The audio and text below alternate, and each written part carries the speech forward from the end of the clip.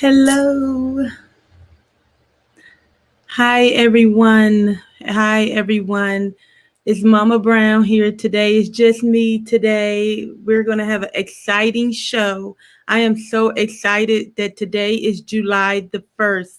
Another new beginning, a new month. Let's make it the best of it. What an exciting last month we had. We covered, Pride Month, Men's Health Month last month. So I'm excited for what we'll be covering in July. But before we jump all the way into July, we have a very, very special guest who we didn't get an opportunity last week to have her on the show. And she's such an incredible figure in the LBGQTIA community that we wanted definitely to bring her on to share a little bit about Pride Month and her contribution and a little history on how Pride um, came all about. I don't know fully everything when it comes to Pride Month and the history of it. And, when I Google it, I see now a lot of faces that does not look like us. So it's important for On Tilt to bring you all people that look like us, that can speak about histories that we sometimes are not always privy to in the mainstream media. So, but before we get started, but hey, Julius is not with us today. Keep him lifted in prayer. He's fine. He's fine. He's just taking a little break. It's vacation time. So we miss you, Julius. Have fun. But hey, keep him in prayer. Before we go to our moment of silence, I want to continue to lift up those who are in that condo building in Florida. They're still missing. A lot of families are looking for their families and still hoping for a miracle that they are alive. And for those who have lost family and have already gotten word that they are not alive, we're praying for their support. We're praying for their being able to handle this news and to have a village of people come and surround them and help them during this time of sadness and this time of grief. So let's continue to keep our Floridians family in our prayers. But for right now, let's go to a moment of silence.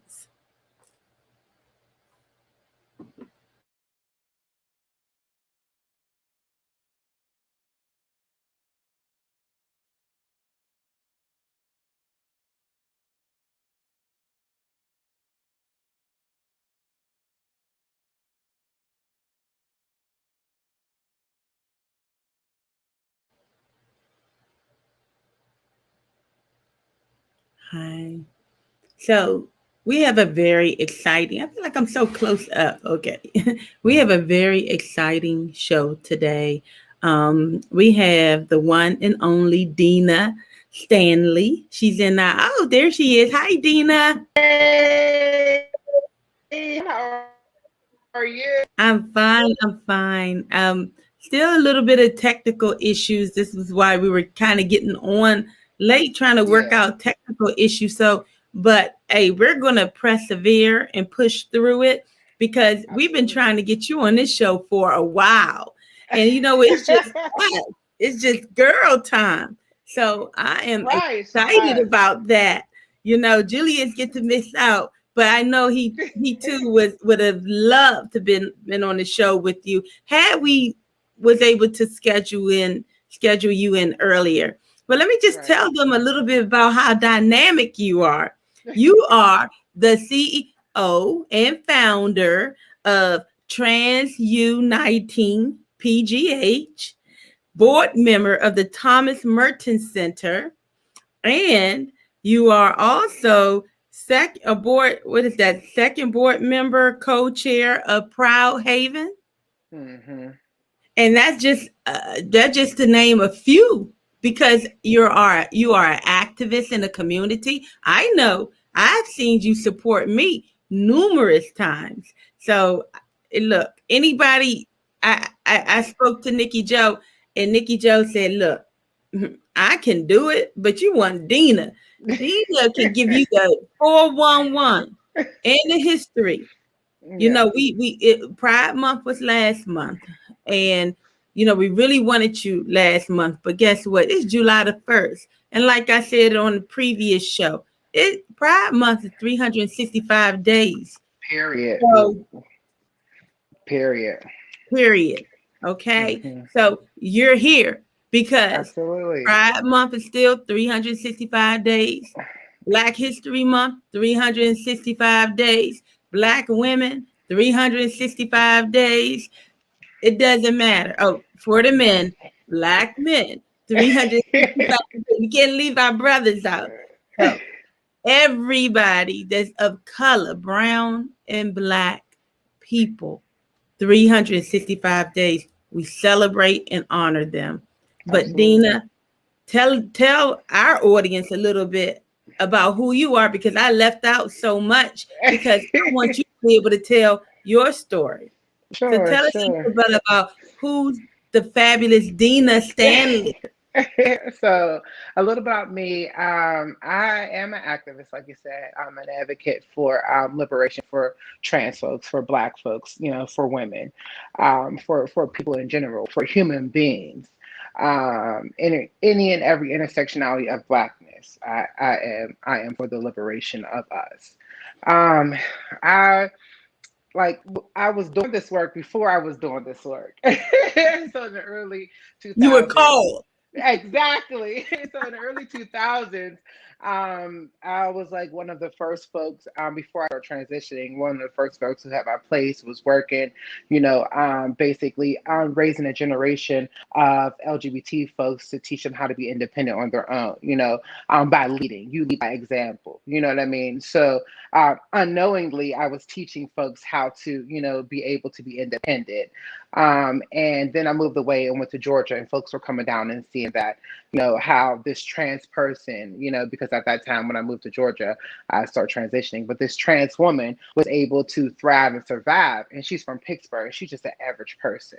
But when I moved back to Pittsburgh, because there was a need here, I am a Wow. pastry chef. I am a caterer. I have a catering company here. And before I moved back, I just seen the need for a person in the community who does this type of work that I'm doing, and Ciora was here, and she came down, she seen, how I was moving, and was inspired enough to come back to start, Sisters PGH. So, I definitely came back to start trying to help, because at that time, she was the only person doing this type of work. So I came back to the city and started helping out. I'm more focused with workplace, and helping trans folks get into the workplace. But because of everything that's happening and the lack of support we have, I started doing mutual aid all around the board, Wow. and advocating for all of us. So you So went to Georgia, yeah, I was in and Georgia for 12 years. I know, and so did you feel more accepted in Georgia, but yet you left the comfort place, I guess is what I'm hearing you say, to come back to your hometown. Absolutely. So I left Georgia, because just coming back and forth to Pittsburgh and seeing the need here, and I really want to get involved at that. Like when I start thinking about, like, this is work that I'm already doing, but I want to get involved. Seriously, get involved. And if I'm going to do this, I'm going to start where I came from. I'm going to start with my girls that I know that needs to help the most. In Georgia, there's a plethora of girls who have businesses, trans women who are thriving and surviving. They have businesses and are doing the damn thing. Excuse my French, doing the darn No, no, thing. no. We get a little bit of everything on this show. Yeah. Coming to Pittsburgh, I was the first openly trans Black woman who had a business. That was a problem, and I wanted to make sure that, we get more women like that here, more Black women that know that it's okay to have a business and you can thrive. You know what I mean? And you can succeed in a world that really doesn't accept you. But if you work hard, you know what I mean, you're going to make it. Period. Period. They cannot Deny. deny the talent that you have. So find your talent and you Mhm. work towards that talent to amplify it and show the whole world. Like, you may not accept me, but you're going to accept this talent that I Absolutely. bring forth. And then Absolutely. that's going to make you accept me. You know what I mean? Well, not even accept me, but respect me. Let's not even say Respect. That's a great like word. exactly. Absolutely. Not just respect me. So Respect was it what I difficult am. for you to make that transition when you went back to Pittsburgh? I mean, did you have a village of supporters, or did you kind of have no, when I came to Freedom Corner, I Hmm. came with just a rocking chair. I didn't Yeah. know anyone. You're from here. Yeah. So, It was different for me, yeah, because like I said, like in the early 2000s, before I transitioned, I was already doing this work unconscious. Like, I was doing it, but didn't know that's what I was doing. I was leading this pack of folks. So when I came back, everybody already knew who I was and knew how I am and how goal oriented I was, and like I'm in Atlanta getting it. So when I moved back, they knew the talent that I had because I went to school for it and everything. So they already knew what was happening. So when I moved back, there was a gathering of folks around me that said, okay, how can we help? How can we support? How can we start bringing folks in and, getting them on board? And that was an amazing experience for me. Um, but, as you know, being here in Pittsburgh, it's a whitewashed city. It's hard. that's what It's I'm really saying. hard. It is Like, hard that's in what I'm saying. Pittsburgh. So I'm like, how was it? Because when I was a big culture shock, to be honest, leaving Hmm. Washington D.C. and having so much diversity, here in the District of Columbia across the board. Like, the Exactly. LGBTQT community here is strong, Hmm. in this, and it feels, as my son is a part of that community, it feels very insulated and what appears to be a little safe. Yeah. Pittsburgh did not appear that way to me. So Hmm. when I'm looking at you and I'm looking at others and I'm saying, you guys are warriors, because You don't even first of know. all, it's not too many. It's not. You and It, Pittsburgh is not all that. and it's not. And that's the thing, coming from Atlanta, like you said, it's a little more welcoming space. And, it's just, it's just a black excellence in Atlanta. There's a lot of black excellence. Yes. And you come into this space and it's a lot of white excellence. Right. And then when you're a black person, you have to work so much harder in this city. And if you're doing something wrong, they condemn that whole group of people because of one Mhm. mistake. And that's why it's so hard here to thrive and survive. So you got to keep on pushing Absolutely. and not giving in to what they're doing. Absolutely. And that is hard in itself because it weighs on your mental. So it's really Absolutely. weighing on your mental. As a black person, you already have a lot of anxiety and mental, mental instability, or however you want to frame it. Mhm. But when you start getting into the different intersectionalities, it gets worse. It's way worse. And when you get down to a triple marginalized person like myself, a trans woman, who, when you walk out the door, you're getting attacked from all sides of the fence, Oh, from gay, straight, white, black, everybody, and even and you within your all community. and you all are very vulnerable right now, because you Absolutely. all are also being attacked. I'm Attacked and murder. talking about physical abusive, Hmm. losing your lives right now, and no one is ringing the bell. And, We're and, and reading about it, but no one's but ringing not that's the happening. bell. So Yeah. the thing is, this is nothing new. We've been getting attacked, but the right people start taking the right actions to bring visibility to it. That's the Yeah. thing. They start bringing visibility to the hatred, to the killings, to the murders. But what we have to do is, we have to start changing these policies, these bills that are put in place, to attack us. We're used as pawns through the political world.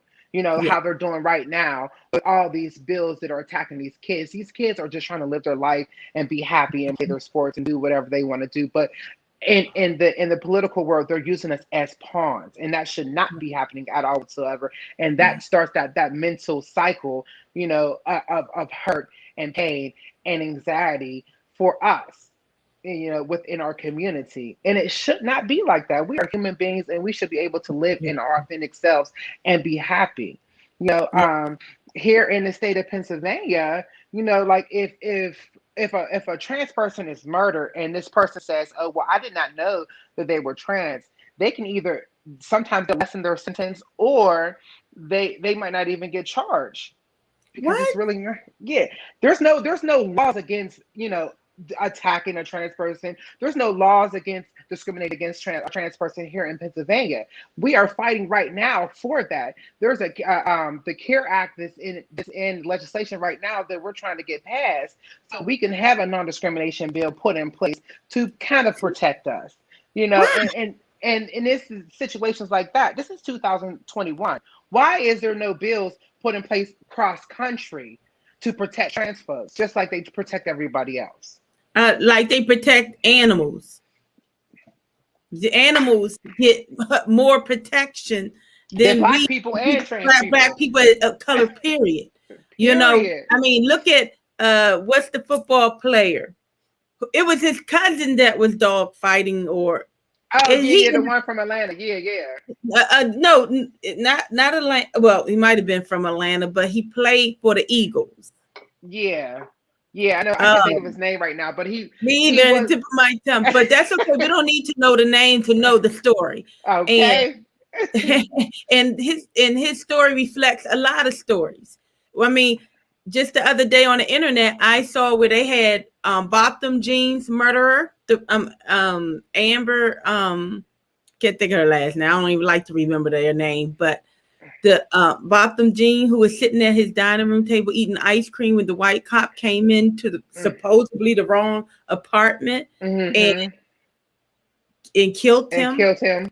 and killed and George Floyd. We already saw that the trial of Chev how you Chev Chauvin. Yeah, Chavez. Chauvin. Yeah, Chavez. Chauvin. I might pronounce Mm-hmm. it. I want to say Chevy. Chavez. So, and we have, I mean, it's just several examples. And then they have a black man in that square box.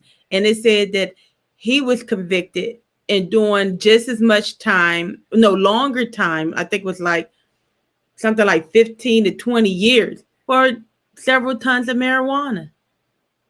Now, these cops Something.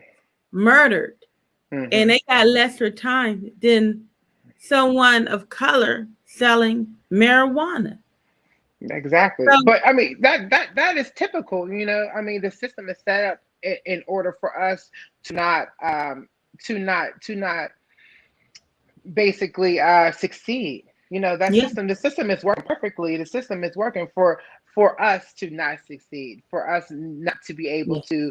to make any waves at all whatsoever, to keep us oppressed. Oppressed. That's exactly why that is happening. They bring Absolutely. those drugs in here. We don't. How are we going to smuggle them drugs in here? They bring the drugs in here for us Absolutely. to sell. Yeah, And but these folks. back to Go ahead. your the CARE Act, you know, Yes. I, I Yeah. don't So understand why I have not heard more about this act and why we're not, you know, what is it that Pittsburgh need to do? Is there a petition? Is no, you there will a have to crowd? call. So you will have to call your state legislators, and your state Okay. legislators have to put pass that bill. They're the ones that have to pass the bill. So you have to pressure your state legislators into getting this bill passed, because there's no reason why that these folks and my people, there's no reason why we don't have rights here. There's no reason why that folks can't have proper housing, because housing equals healthcare equals life. And this is part of that cycle. When these folks are not being able to be in housing, then they're Right. out on the street. You have survival sex work, and you have getting into drug addiction because you want to numb that pain that's happening. The murder rates, that's when folks start getting murdered. A lot more harassment and just trauma all around the board. When Yes. you're not in no secure housing. You when you're walking into these complexes trying to get into a housing, and you have this anxiety around it because maybe the name is not changed. So you're presenting as a female, and you go in there with this dead name, and dead name is a name that was given to you at birth, but it's not the name that identifies with who you are. You go in there with this dead name, and they're looking at you like, this name doesn't match who I'm looking at right here, so I'm not going to put you into this place. There's nothing that says that that's illegal at all whatsoever. So you're going into these You're spaces not with even all of the giving fair housing. That's directly exactly. that's directly connected to the Fair Housing Act. Exactly. And then this all goes into the Fairness Act in itself. So when we're talking about, putting this non-discrimination bill in place, this is, saving lives, Absolutely. saving many of lives. And economic.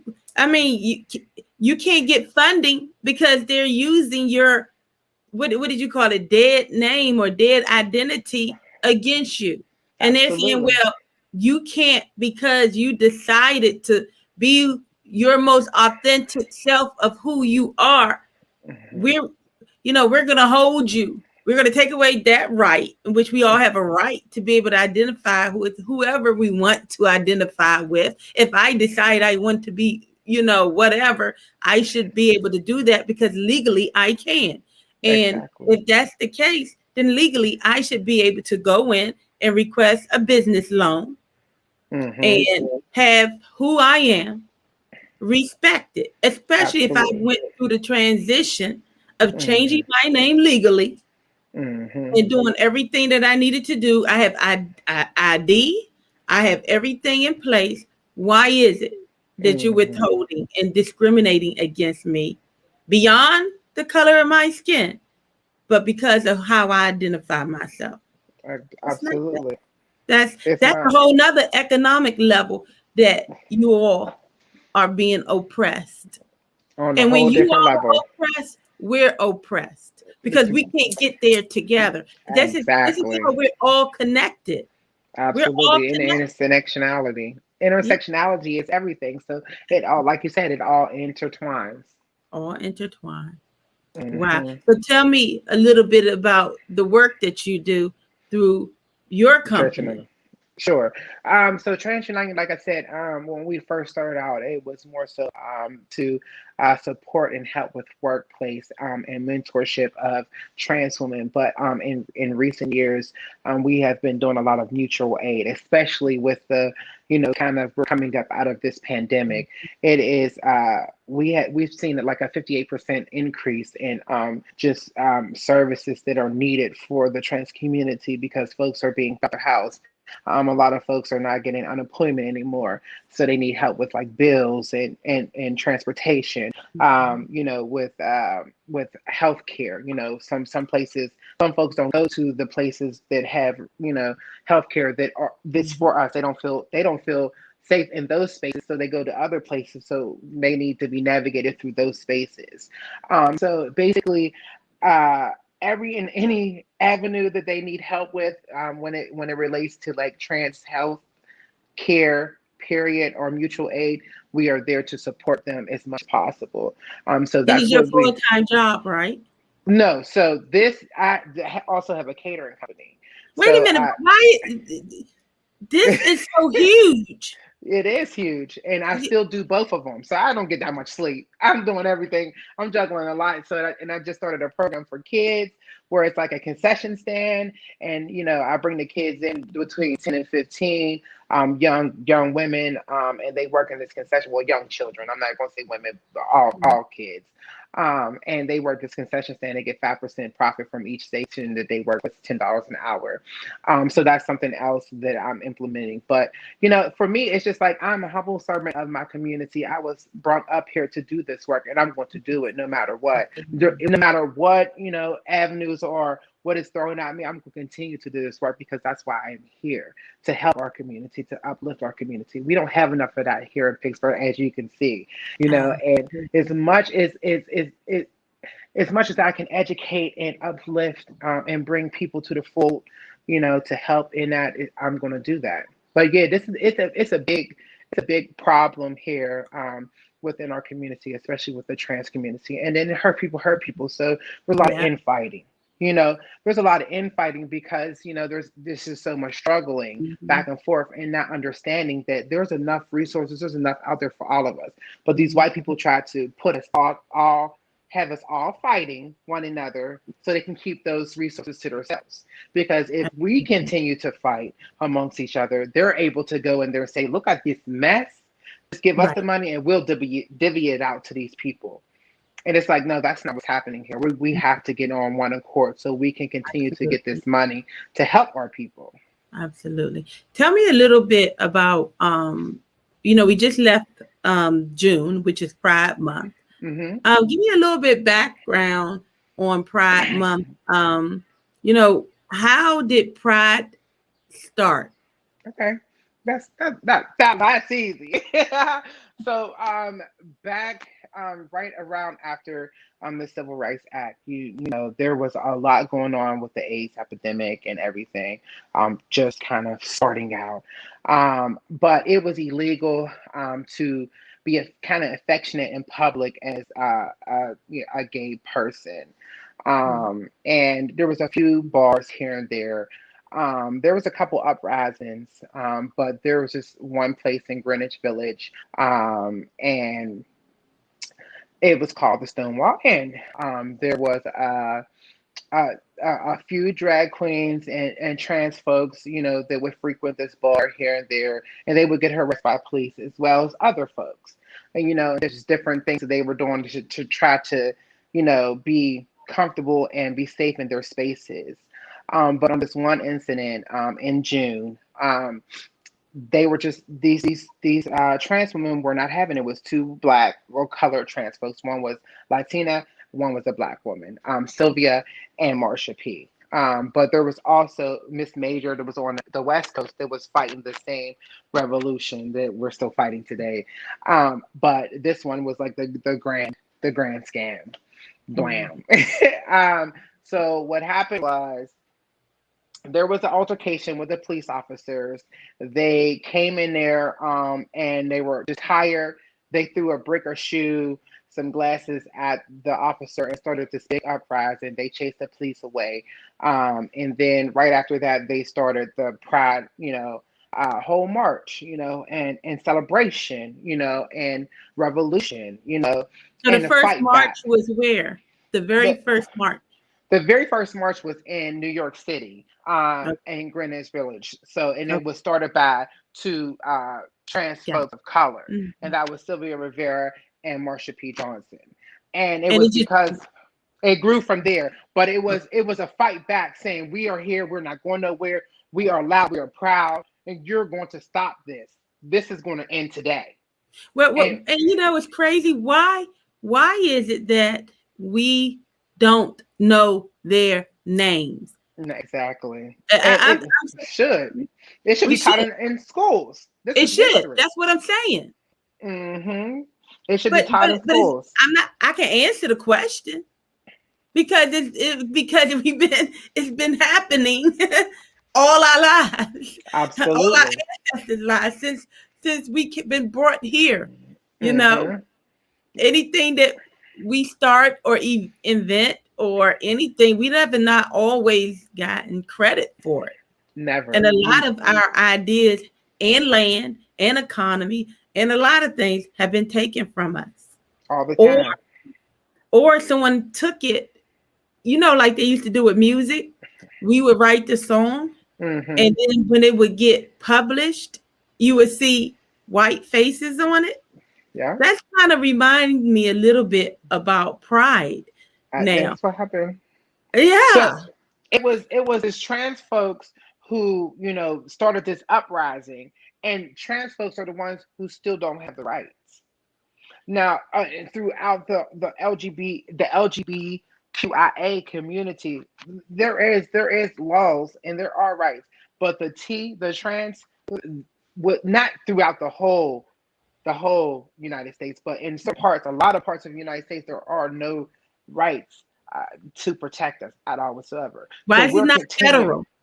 That's what we're doing. That's why the fight has been so big lately. That's why you've been seeing a lot of trans folks on TV, and we're pressing this issue because our rights are human rights, and Right. we should have the same exact rights as everyone else because we're Yes. human just like everyone else. There should be no Absolutely. reason why there is not a equitable rights for everybody. Period. Right.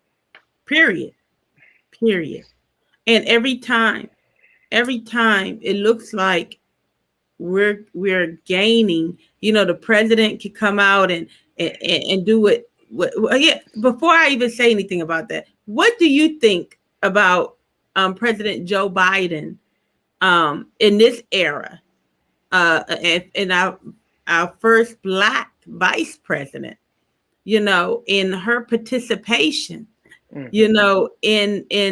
all the activity, well, not all, in the opening ceremony march here in Washington, D.C. of Pride Month, when they had Hmm. the parade. What do you think about this whole administration, and the laws that they, or a bill that they put in place? Yeah, so they're just like amending the stuff Proclamations. that, yeah, the proclamations and the they're just like reinstating things that Trump has done. Trump was doing so many crazy things. But uh for me it's not even it's about action. I just like to see action. Marching and doing all of that, saying how you feel about the community, that's amazing.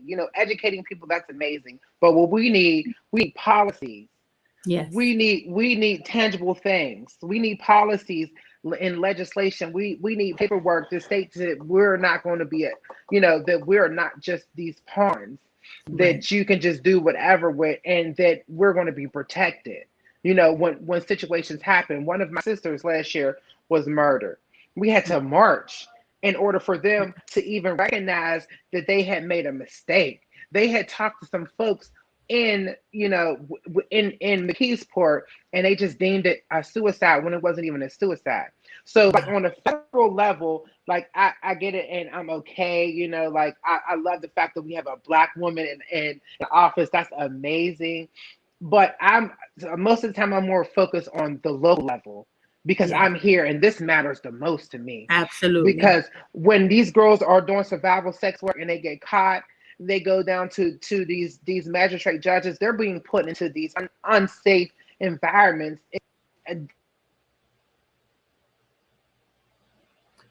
We lost you. Hold on, Dina. We lost you. There you go. Okay, am I back? Am I Yes, back? I'm yes, you're sorry. back. Yes, because Okay. yes, go ahead. I didn't want to miss that. Yeah. They were put in these inhumane boxes, with these folks who are, just demonizing us and still attacking us in these boxes, and it should not be happening. So, like, as far as on a federal level, like, I I applaud them. They are trying, they're working, continue to work, continue to educate. But I'm more concerned on a local level because I'm Yes, here and the local affects me immediately. The absolutely. federal, the federal is something, it takes a little bit of time. They go back and forth because, like I said, they use us as Absolutely. pawns. But this local level government is what affects us the most right now, currently. Absolutely. But we still do need, and they still need to be pushing for a non-discrimination bill on a statewide level, on a national wide level. You know what I mean? Like, that is something that they should be pushing for. Period. It's just for us to have some sort of rights all over the nation, no matter what. Absolutely. Absolutely. But yeah, As you were talking, I'm about the next generation and absolutely. planting seeds. How do we communicate to our little boys and little girls who say, you know what, this is not who I am. This is what, you know, I don't I was born in this body, but this body doesn't represent who I Who I am. am. How do you help them? Because sometimes they don't have the support of their family, Hmm. even They their don't. parents. You know, do you all have a safe haven for them to be able to reach out and get support and to Yes. let them know that they are loved and that Hmm. they are wonderfully beautiful people, period. Period. Period. So with the kids, it's a little tricky. So you really don't want to get too much into Well, the young people, under, let me, yeah, let me young say young people. people, But because you're if right, you're, it is tricky. yeah, it's tricky with the kids. So what I would say about the children aspect, like if they're, first of all, if a child comes to you and tells you that they don't like, mommy, I feel different, Hmm. support them. Yeah, Let them be who they are. Because if they change, they change. But you support your child. That's your child. right. Support your child in whatever journeys they want to go into. You know what I mean? And if they change their mind, then they change their mind. That's not for you. Let them live their life, especially if they're a kid and they're coming to you like that. That in itself, what? Come on, that is so empowering. Like, you should be so proud, because at that point, that child is saying, like, I see me, I see the difference, and I'm letting you know that. So give me the space Yes, to figure this out. yes. So Just much give me the courage. space. So Yes, much so courage. much. So You know much who I'm proud courage. of? Gabrielle Union and Dwayne Hmm. Wade. I love it. Oh, they got so Ah! much heat. And we're talking about a minor. They Hmm. got so much heat. But look, Gabby, I don't care. And this is not her biological child. She But that's said, what's needed. yes. Now, at first, Magic Johnson, no, he had to, Get you you know, the. he had to go through acceptance and, but he got Hmm. to with Hmm. his child, you know. And so So other that's than the some, Yeah, so that's a little bit different, because we're talking about gender identity versus sexuality. So okay, sexuality is just a little bit different than gender identity. okay, So this is a let's, young person. Yeah, this is a young person who's saying, like, my body.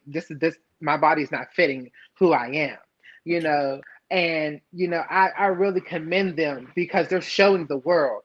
This is what it really looks like to stand up to the bigotry and to the hate and yeah, educate. This is that you leading by example, showing the world how it's supposed to be. You know yeah. what I mean? Like, no matter what, they're supporting their child, even if they don't like it or whatever the case may be, which I know they love it, because I love the fashion, and they're getting it. They look so amazing, but they're supporting their child, and Mm-hmm. that's what it's about. Yeah. Supporting your child, because guess what? Would you rather have your child here or gone? Come You know what I on. mean? A lot of times these kids, they are in these spaces, and in these hid spaces, and you are condemning them for trying to understand who they are, and then they take their life. We Yeah. have a lot of that happening. Yes. Young children, they're not able to be presidents or be politicians or be, architects or whatever the case may be, because you decided to, not accept the whatever they had going on, and support them until they understand what they had going on. Mm-hmm. It does Well, it makes no sense. I'm growing up. I'm 50. So Hmm. growing up, You look um, amazing. oh, thank you. There were not a lot. I mean, it was tabooish growing up. Hmm. We didn't see, you know, um, we didn't see, Trans uh, folks or LGBT folks that trans much. folks, but we didn't see LBGQIA, period. I Hmm. mean, we kind of knew, how you like so and so, and so and so Hmm. knew, but it was very tabooish growing up. And so being a mom and having a son, first of all, I knew my son from when he was small. I knew, as a mom, I knew. I think a lot of moms know, so sometimes it's, when people, say, oh, were they in the closet? Probably to some people, but you're like, you're Your close, intuition, yeah. you know, Hmm. and so it was a bit of a transition for me, because it wasn't about who my child decided to be or how he, identified himself as a mom. It was about The safety, fear, yeah, the fear. the fear, and but with my son, um that fear that I had came across, misguided and miscommunicated to not being accepted. And it was not that. Because see, one of the things I did was my son rides horses. He's been riding horses ever since he was 6. He's a equestrian, darn near professional if he decides to go that route. But when you declare yourself, I guess professional, it comes with all these other set of rules and some things you can do and you can't do. But he's been riding that long, and he's considered a very well accomplished equestrian. So but I see that to say he went to a school system when he started off where if you didn't play basketball, football, or, some of these other, known sports, then you were going to be bullied and you were, they ostracize you. My son walking around saying he likes horses and he wants to ride horses. Black kids his age in the inner city was like, what? So they weren't accepting of that. So as a mom, I took him out of that environment and put him in an environment where, private school, in an environment where he could ride horses and, he had access to, the things that helped him. But did I really help him? You know what I'm saying? You see how it could have gotten misconstrued, whereas I'm coming from protection, whereas I never dealt with the issue. I just pulled him out of protection and put him in another environment out of love. But I never dealt with the issue. I never went had that conversation. But even also with the school and held them accountable. Absolutely. You know what I'm saying? I never dealt with the issue to make sure that didn't happen to her. I just said, well, let me just take my child out of there and put him there. And so nobody would bother my child. And, so, I insulated him, but that's not it. That didn't communicate acceptance. So I had to learn, and some things I had to go back and undo, because just everything you think you're doing is right without being educated, you find out that really is not right. It could potentially be the wrong thing you're doing, and it could have a negative reverse effect. So even to this day, some things we're working through just from what I did from childhood in my mind as a mom to protect, because I'm a fighter. You know what I'm saying? You touch my child, I'm a darn near kill you. As you can see, I took a rocking chair. Okay. Hey, look. I took a rocket chair to, I wasn't playing. You don't touch my child. But that didn't mean I took the time to learn my child's world and what they would have to face and educated myself. I was wrong. And I get angry at me for doing that. Because I'm very passionate now. Don't get angry because you're educating yourself now. And it's all about education. It's all about knowledge. You know what I mean? And it's all about educating other people. So now that you have that knowledge, you pass it on to someone else. When you see a situation such as yourself, what you went through, you pass it on to the next person because they may be struggling or might not even understand what they're doing. It's the impact versus intent. You know what I mean? Your intent was to, to help your child, but the impact, it was completely different, like you were saying. You know what I mean? And that is a thing. But sometimes in some situations, you really have to just weigh out the situations. All fights are not meant to be fought. You know what I mean? Because it really, again, we are Black people. We already dealing with a lot. So some situations, you're like, you got that.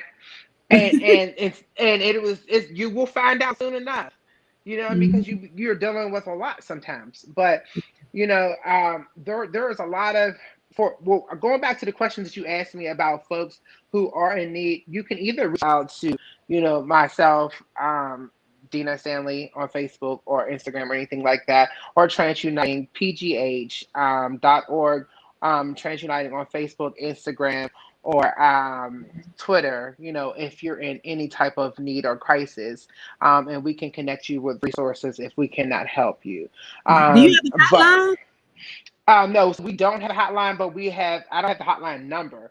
Okay. But I will definitely provide you with that number so you can let folks know, because there is a hotline number that you can call if you're in that suicidality, type of headspace, to kind of help you, because it's hard. It's hard out here, and it shouldn't be, but it is, And then like I said, when you start getting into the different intersectionalities, when you get into the blackness, it gets even rougher, Yes. because you don't really have too many people that you can really come to and talk to, and you're so hurt, and you're so scrambled in a sense a lot of times, Mhm. when you do see a person who really genuinely cares, you kind of push them away a lot of times because you're scared. If I don't push you away now, what are you going to do later, because of what you've been through, because of the previous traumas? So it's tough out here, but like I said, there's a lot of folks out here who do support, who do love you, and can help Yeah. always, you know what I mean, always. And How's the that's the funding, Dina, for oh, your? I ain't got no funding. So for a long time, I Wait a was minute. Wait a using minute. I You do mean the tell services for me? my company, but so this is how it went. So for a long time, I was doing it. I was running my catering company and I was splitting it. But someone was going to me. I was working in my full-time job. I was doing my catering company, and then I was helping. I was working doing other stuff like with the organization, different organizations. That's when I was Mm. first building up. And then my job, I left my job because there was a situation that they all found out that I was trans, and then it was a big thing. Like, it was a real big thing. One of my supervisors said that I was touching her inappropriately, and it Oh like my one of the other folks tried to attack me, and it was just a big thing. So I had to leave, and I was just like, I'm just going to do this my job full time and whatever.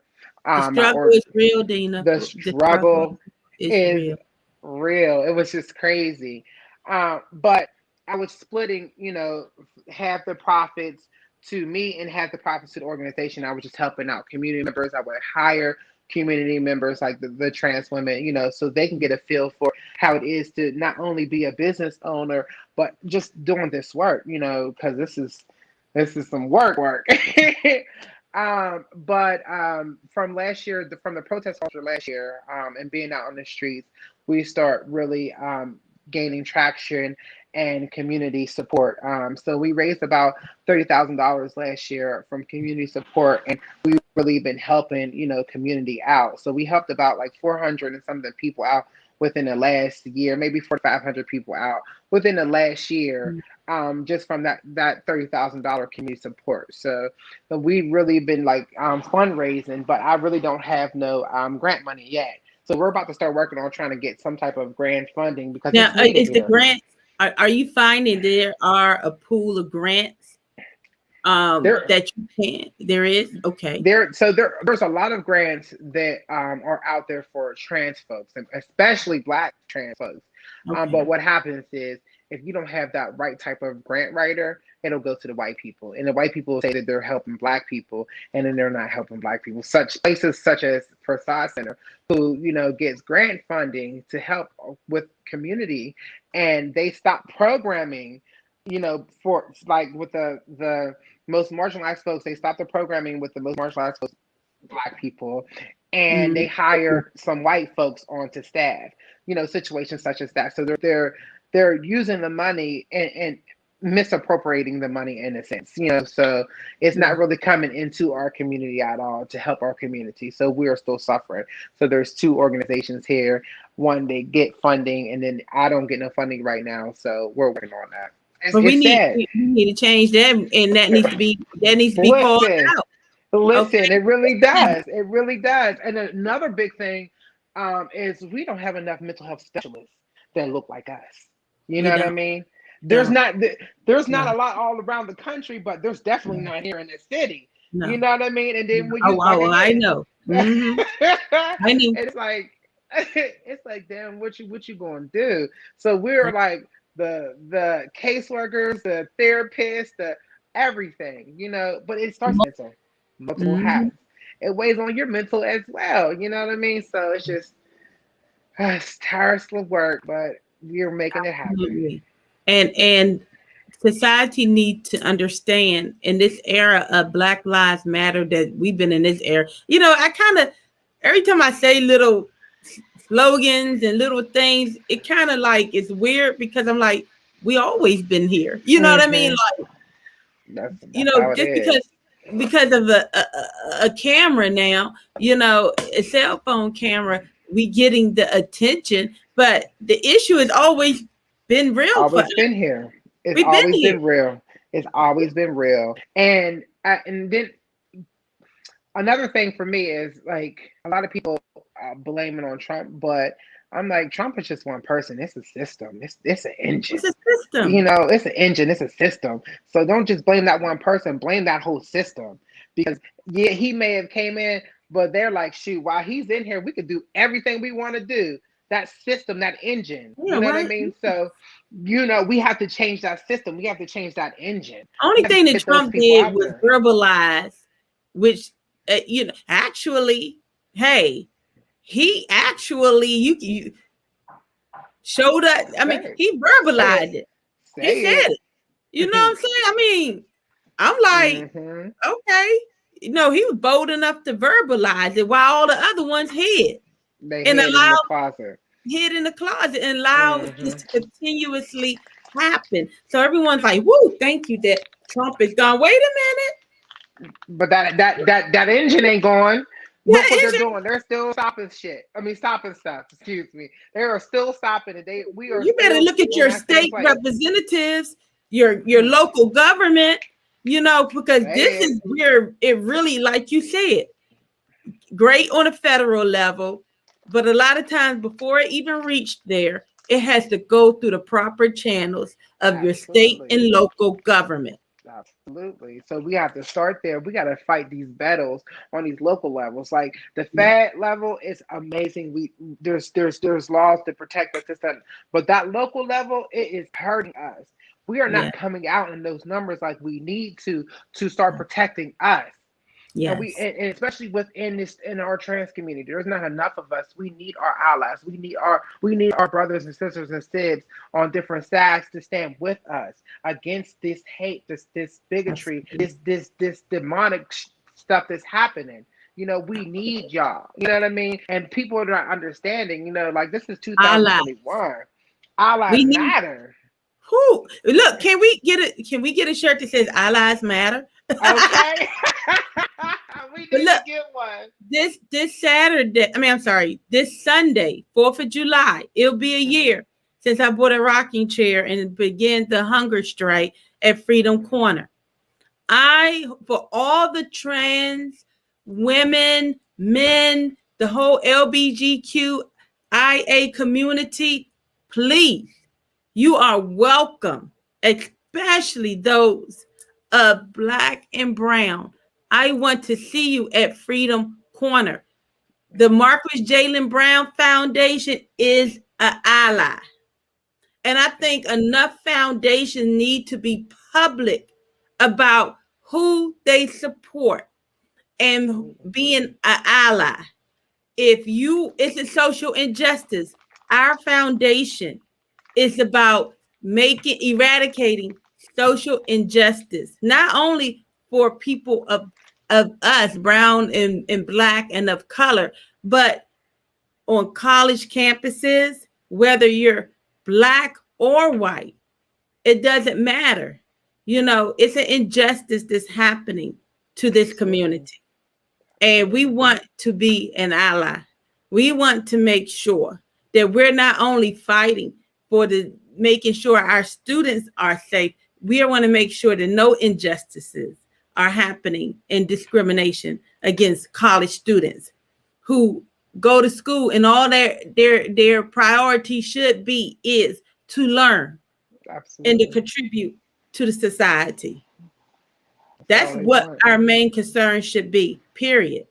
Mm-hmm. And developing them and helping them develop their most best self, whatever that looks like. Absolutely. Without any judgment or dictatorship. We're getting ready to close this show. You're fabulous, Dina. Any You're a better mom. share about what you're doing in the community, any upcoming events, anything, how allies can support you. I know you just mentioned something about needing people to be able to write the right grant. Well, you know what? That organization, I don't know if you mentioned it, but the other one that gets the money, do we need to ask them that get the money to come on this side and help us get the money? Okay. Us from your grant writers.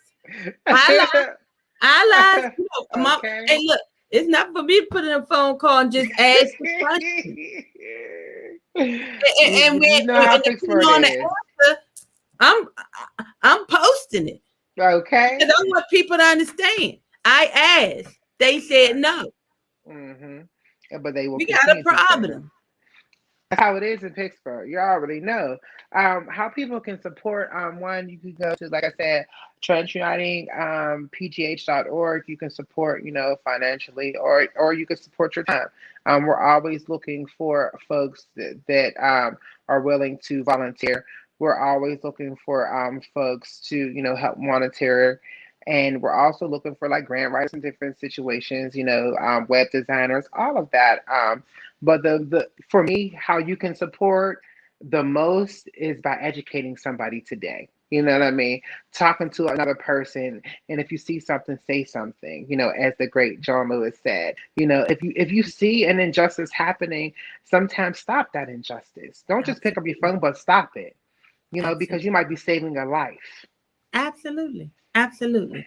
And to piggyback on that, this is why we developed the University Social Injustice Observers. We don't care if you are public about being a part of the USIOs or being, private, anonymous.